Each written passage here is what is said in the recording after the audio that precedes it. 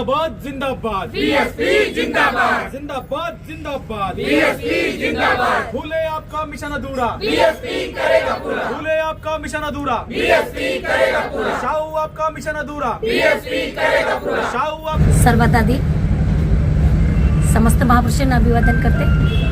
आज दक्षिण पश्चिम विधानसभा प्रभाग 38 मध्ये आज आम्ही जाहीर सभा ठेवलेली होती आणि त्या जाहीर सभेमध्ये भरपूर लोकसंख्या होती आणि जेव्हा आम्हाला उमेदवारी मिळाली आणि जेव्हापासून आम्ही संपूर्ण प्रभाग 38 मध्ये घुमत आहोत तर संपूर्ण लोकांचा प्रतिसाद मिळत आहे। कारण आम्ही प्रचारच असा केलेला आहे, आमच्याकडे साधनं जरी नसेल पण आमच्याकडे आमचे स्वतःचे पाय आहेत। आम्ही प्रत्येक घरोघरी जाऊन आम्ही बहुजन समाज पार्टीचे उमेदवार याच नात्याने आम्ही त्यांना वोटिंग मागितलं, अपील केली।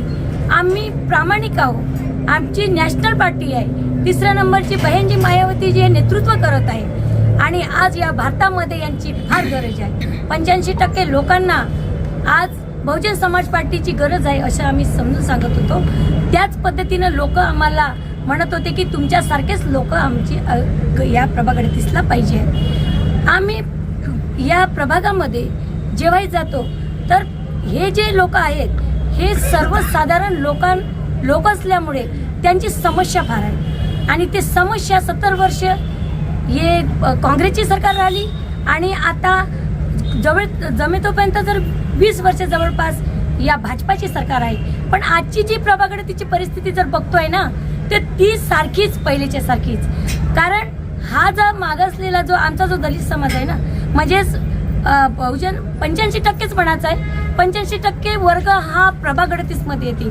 पण सर्वांची सारखी समस्या असल्यामुळे ते आम्हाला म्हणतात की तुमच्यासारखे जर उमेदवार निवडून आले तर आमच्या समस्या तुम्ही सोडवू शकाल का? आम्ही म्हटलं नक्कीच, कारण त्याच वर्गातले आम्ही ग्रास लेवलवरचे लोक, जे तुमची समस्या आहे तीच आमची समस्या आहे। आमचे मुलंही आज ज्या दिशेनं तुमचे मुलं आहेत त्याच दिशेनं आमची मुलं आहेत। ज्या गव्हर्नमेंट या 70 वर्षामध्ये काँग्रेसची जी सरकार आहे ना त्यांची मुलं बघायला विदेशामध्ये जात आहे, त्यांच्या मुलांना सर्व सोयी मिळत आहे का? स्लमच्या लोकांना या 85% ओबीसी एसटी SC मायनॉरिटीज मुस्लिमच्या लोकांना मिळत आहे? अगर मिळत आहे तर मग आमच्या समस्या कोणत्या ते मी सांगते।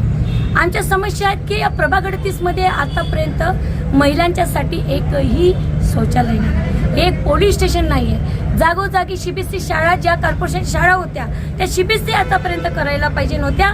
हेच नाही तर या आमच्या बाजारबडीमध्ये जेही रोजगार करत होते सर्वसाधारण बिचारे जे लोक, ती बाजारपेठ यांनी उठवली।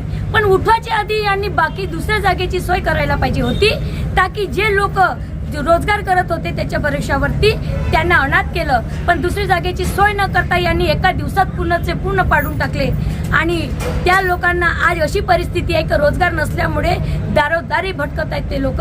ही एवढी मोठी समस्या, पोलीस स्टेशन नाही आहे इथे डेपो नाही आहे, बस पूर्ण रोडवर बस थांबतात आणि अशा परिस्थितीमध्ये आज हे लोक कॉर्पोरेटर होऊन गेलेले कॉर्पोरेटर काय करत आहेत ह्या समस्या सर्व लोक आम्हाला सांगत होते आणि आम्ही त्यांना एकच म्हटलं की आम्हाला भरगच्च मतांनी निवडून द्या का? कारण आम्ही जर महानगरपालिकामध्ये जर त्या खुर्चीवर निवडून गेलो ना तर आम्हाला संविधानाचे हक्क अधिकार करण्याचा अधिकार मिळणार आणि जर का आम्हाला मिळाला तर आम्ही तुमच्या सोयी परिपूर्ण करूया। आणि जर तुम्हाला जनतेने जर निवडून दिलं तर सगळ्यात महत्त्वाचे कोणते 5 कामं तुम्ही नक्की कराल? नक्की मी सर्वात आधी तर जे नळाचं बिल आहे ना ते प्रभाग 38 साठी याने 47,000 जी लोकसंख्या आहे इथे त्यांच्यासाठी मी फ्री करणार 5 वर्ष माझ्याकडनं। दुसरी गोष्ट, जे बिल आहेत कॉर्पोरेशन घर टॅक्स आहे ते 50% वर नक्कीच करणार आणि जे आजची जी परिस्थिती आहे शिक्षणाची मुलांची खालवलेली, यांचे मुलं CBSE शाळेमध्ये मोठ्या शाळेमध्ये फी भरतात पण सर्वसाधारण दलित वस्त्या किंवा स्लम लोकांच्या मुलं हे दरोदर भटकत आहेत आणि त्यांना ते एज्युकेशन मिळत नाही आणि त्या शाळा मी दुरुस्त करण्याचा प्रयत्न करीन आणि तिथं CBSE आणि कोचिंग क्लासेस गव्हर्नमेंटचे महानगरपालिकेचे कोचिंग क्लासेस आणणार आणि तिथे मी ती सोय करणार की संपूर्ण लोक 85% लोक जे मुलं तिथे फ्रीमध्ये एज्युकेशन घेणार हे महानगरपालिकेच्या अंतर्गत मध्ये मी करण्याची नक्कीच कोशिश करणार। आणि पोलीस स्टेशन सुद्धा मी पहिले गरज आहे इथे पोलीस स्टेशनची मी सोय करणार, कारण प्रभाग 38 मध्ये 3 प्रभाग येते, टाकळी, जैताळा आणि एकात्मता नगर, तीनही ठिकाणी मी या सोयी करणार, डेपोची सोय करणार आणि शौचालय प्रत्येक ठिकाणी महिलांच्यासाठी बहुत मोठी प्रॉब्लेम आहे सर इथे. आणि दुसरी गोष्ट, ही जी जागा आमची महानगरपालिकेला लावलेली आहे, ही का लावली, कारण हे आमच्या पूर्वजांची जागा आहे, ती जागेला सोडवण्याचा प्रयत्न मी माझ्यापर्यंत नक्कीच करणार. या प्रसंगी तुम्ही आता जनतेला काय आव्हान करू इच्छिता? मी या प्रभाग 38च्या लोकांना अशी अपील करते की मला तुम्ही भरगच्च्या मतांनी निवडून द्या आणि बघा मग मी काय करतोय, कारण मी खूप मोठा विश्वास, खोटे आश्वासन देणार नाही, पण मी नक्कीच या प्रभाग 38 साठी चांगलंच करीन, हिताच्या गोष्टी करीन.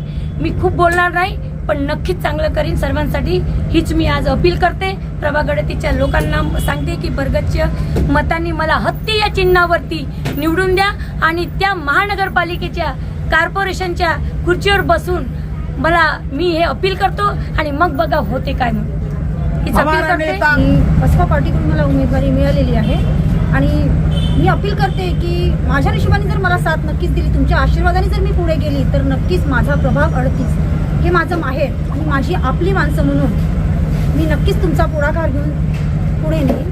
आणि पहिली गोष्ट म्हणजे एक कंप्लेंट आली आहे मला की इथे महिला वर्गातून रोजगार प्राप्त नाही आहे, महिला वर्गाला जरा बाहेर जावं लागत आहे किंवा त्यांच्या मुलाबाळांची देखरेख होत नाही आहे, छोटी छोटी मुलं टाकून ते बिचारे इतर बाहेर जाण्यासाठी प्रवृत्त करत आहेत आणि त्यांची मुलं वाह्यात होत आहेत, त्यांना देखरेखीसाठी कोणी नाही. तर छोट्या छोट्या मुलांना सुद्धा इथे जसं एक पाळणाघर म्हणून व्यवस्था, जिथे गव्हर्नमेंट, जिथे शिक्षण पण दिलं जाईल, त्यांना ट्युशनची पण गरज राहणार नाही, स्वतःजवळचे पैसे खर्च करण्याची पण गरज राहणार नाही, तिथे बालसंगोपन पण होईल आणि त्यांच्या आई वडिलांची मजुरी पण होईल आणि सुखसुविधा त्यांच्यासाठी कमीत कमी खर्चात आणि कमीत कमी पैशात सगळं व्यवस्थित होईल. प्रभाग 38च्या जनतेला काय आवाहन कराल?